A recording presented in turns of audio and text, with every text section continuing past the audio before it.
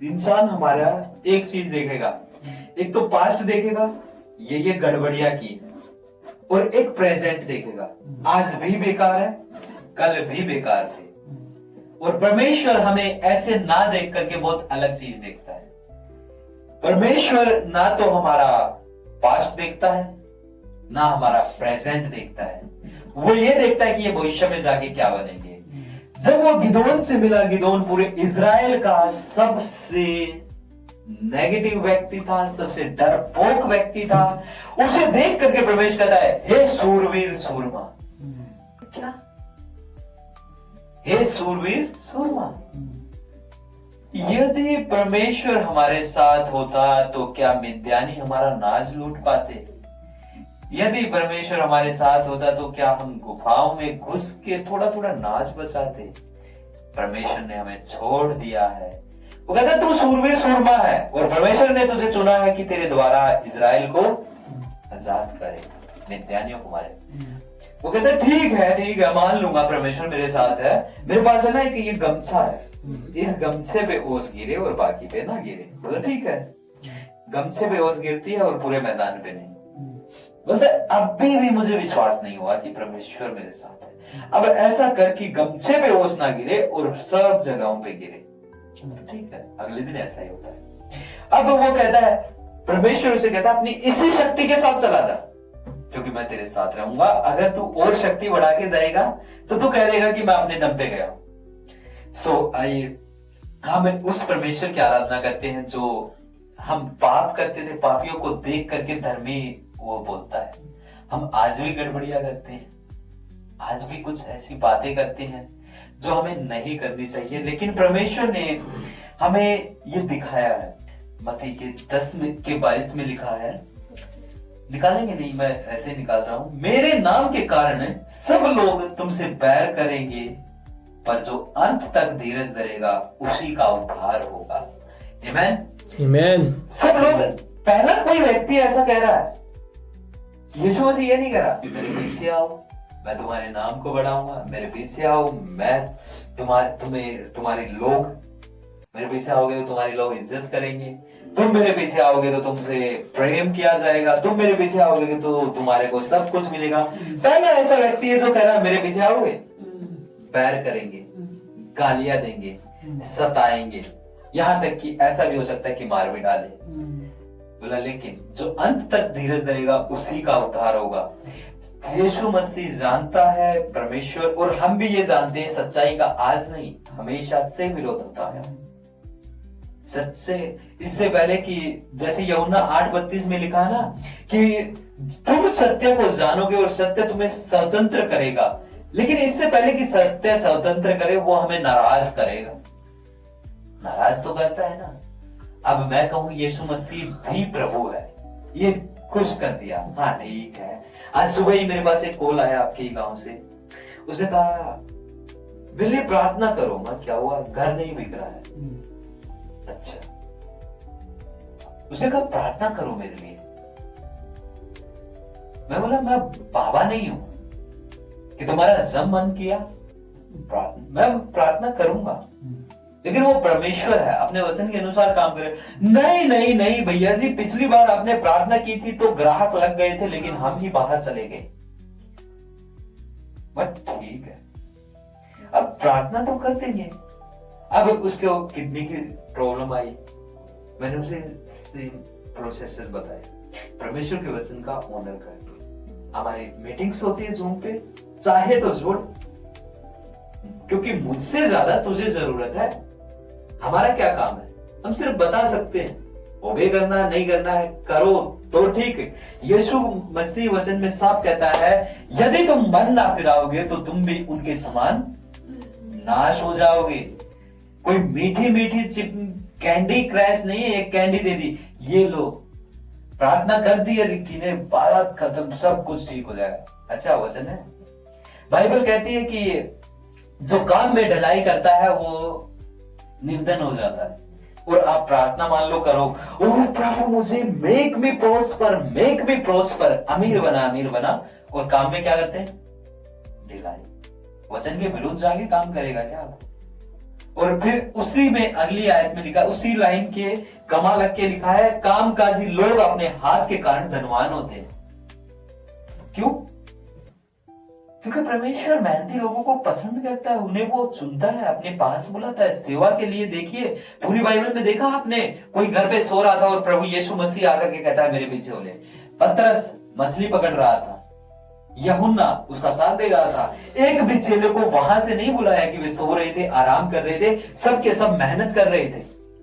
पतरस तो इतना मेहनती था, जब पतरस को बुलाया तो कैसे बुलाया? पूरी रात उसने मेहनत की और कुछ ना पाया। और अगले दिन यीशु मसीह आया और उसने कहा जाल को गहराई में डाल। वो कहता है देख प्रभु पूरी रात मेहनत करी है पर कुछ नहीं पाया है, लेकिन तेरे कहने से तो भी मैं जाल डालूंगा। और जब उसने जाल डाला तो मछलियां भरपूर आई, जाल फटने लगे लेकिन फटे नहीं। परमेश्वर जब हमारे साथ होता है, प्रभु यीशु मसीह जब साथ होता है तो कुछ भी कमी नहीं होती। लेकिन जरूरी है कि हमारी नाव में प्रभु यीशु मसीह सवार हो। जब तक जब एक बार तूफान आया, यीशु नाव पे सवार नहीं था, नाव को तूफान रोके हुए था। लेकिन जैसे ही पानी पे चलते हुए यीशु मसीह आया और नाव के अंदर पांव रखा तो यूहन्ना रचित सुसमाचार में लिखा है कि नाव तुरंत उस पार पहुंच गई। तुरंत उस पार पहुंच गई। कब पहुंची? जब यीशु नाव में आया। चेक, अपनी जिंदगियों को चेक करें, यीशु है। अगर हमारी जिंदगियों में यीशु है तो क्या होगा? नाव पार जाएगी। नहीं तो मेहनत मेहनत मेहनत मेहनत। और खड़े कहां है? वही के वही। मेहनत पूरी हो रही है। संसार क्या चाहता है? संसार यही तो करता है, बस मेहनत। सक्सेस क्या है? थोड़ी बहुत। करोड़ों लोग फॉर्म भरते हैं, क्या गारंटी है कि मिलेगा? है कोई गारंटी? ना, कोई गारंटी नहीं। लेकिन परमेश्वर एक सिक्योर भविष्य का वायदा देता है। वो पहले वायदा देता है फिर उसे पूरा करता है। हमारे प्रभु की ये बहुत खूबसूरत बात लगती है मुझे। पहले वो कहता है ऐसा है, पहले उसने कहा तू धर्मी है, और फिर वो बनाता चला जाता है। वो उसने पहले कहा अब्राहम से तू जातियों का पिता है, फिर आज हरियाणा, दिल्ली, पंजाब, कहीं पे भी देख लो मसीह है। क्यों है? आज से लगभग 4-5 हजार साल पहले एक बंदे से वायदा किया गया, तेरे कारण पूरी दुनिया की जातियां धन्य कहलाएंगी। और उस समय में वो बच्चा भी नहीं था, 90 साल का था। उसे कहता तेरे कारण जातियां धन्य कहलाएंगी, क्योंकि तेरे वंश को कोई गिन ना सकेगा। ऐसे बंदे को वायदा दे रहा है परमेश्वर ने। आपको वायदे दिए? किस किस के पास वायदे है? yes. आप लोगों के पास वायदा है कोई परमेश्वर का? ढूंढा आपने भी? ढूंढा या नहीं? हालेलुया। हमारे पास एक गोल होना चाहिए, एक टारगेट। आज का एक टारगेट बता रहा हूं मैं, मोस्ट ऑफ जनरेशन का ये टारगेट। सुबह उठेंगे एक टारगेट के साथ, एक लक्ष्य के साथ, फोन उठाएंगे, मुझे अपने फोन का 1.5 GB नेट पूरा खत्म करना है। जैसे ही वो खत्म हुआ, मुझे अपने फोन का नेट खत्म करना है 1.5 GB, और जैसे ही खत्म हुआ टारगेट पूरा। ये टारगेट आज की जनरेशन के पास, बस नेट खत्म होना है। और एक और टारगेट है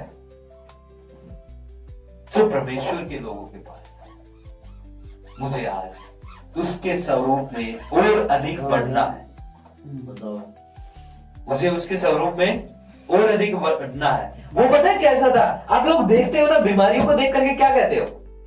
बुखार है, बुखार को देख के बुखार कहते हो। मरा हुआ व्यक्ति को देख करके वो तो कहता था सो रहा है। उन चीजों को बुलाते हैं जो नहीं के जैसी है। खुदा के वायदों पे कभी शक ना करते हैं। मैं पहले भी कहता था, मेरी बहनों, मेरे भाइयों, अंकल, मैं सच कहता हूं, अगर आज हमारा फोकस प्रभु नहीं बना ना, अगर हमने अपने मन को परमेश्वर पे नहीं लगाया, तो शैतान कहीं और लगा देगा और पकड़ नहीं पाएंगे, निराश कर देगा, बिना वजहों की टेंशन दे जाएगा। आपने देखा मैं ईमानदारी से कह रहा हूं, अभी भी यहाँ पे हम 100% लोग हैं, इसमें से 80% का ध्यान कहीं कहीं लेके जा रखा है। बैठे यहाँ हो, बॉडी में यहाँ हो, ये दिक्कत है। अभी इसके बाद ये परेशानी है। तो यहाँ से जाते ही सबसे पहले काम क्या करना है? हाँ, चाय बनानी है, उसके बाद ये काम है, वो काम है, सब कुछ यहीं आके आता है माइंड में। जैसे मेरी बहन है, कोई काम बचा हुआ है आज जो करना हो, उस पे ध्यान लेके जाएगा। हमारे दुश्मन को पता है अगर वचन चला गया तो ये आजाद हो जाएंगे, और वो आजाद हो गए तो फिर मैं फुटबॉल किससे खेलूंगा? अब बच्चे को फुटबॉल चाहिए ना, वो आजाद हो गया तो वो फुटबॉल खो गई तो हमारे माइंड को उसने फुटबॉल बना रखा है। हमने देखा हम सुबह सुबह उठते हैं जैसे ही वैसे ही निराशाएं ले आता है। क्या मकसद है तेरी जिंदगी का?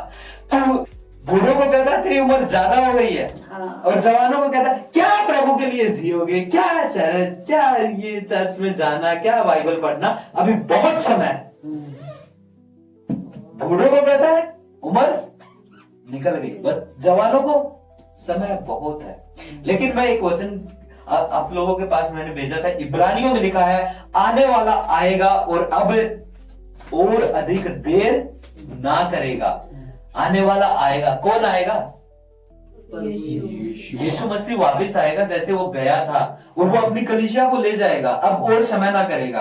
अब मैं आपसे एक बात पूछ रहा हूं, दो जिंदगियां हैं